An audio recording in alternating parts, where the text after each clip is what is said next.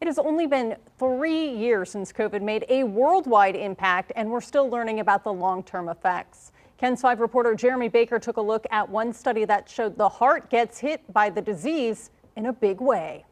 At the beginning of the pandemic, medical professionals realized quickly the lungs took a beating with the virus, but in the long term, the heart could end up with serious problems too.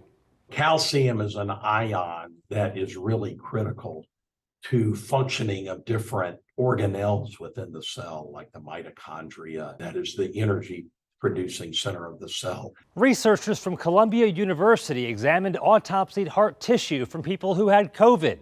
The immune system launches an inflammatory response to fight off the virus, which includes much needed calcium ions to regulate heart contractions and relaxations. But COVID props open the channels used by the calcium, resulting in too much of it leaving the heart, which can cause abnormal heart rhythms or decreased heart function.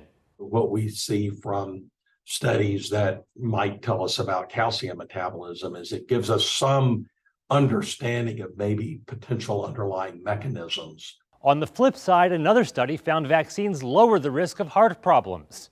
It looked at 2 million people in the National COVID Cohort Collaborative Database. 218,000 had received at least one dose of the Pfizer or Moderna vaccine or the J&J single-dose vaccine. It found that even partial vaccination was associated with lower risk of cardiovascular events for at least 6 months. There is a very defined risk of developing myocarditis if you have COVID.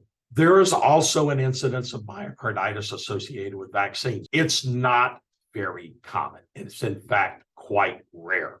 Dr. Anderson also said we are nowhere near finished figuring out the long-term effects of the coronavirus. Jeremy Baker, KENS 5.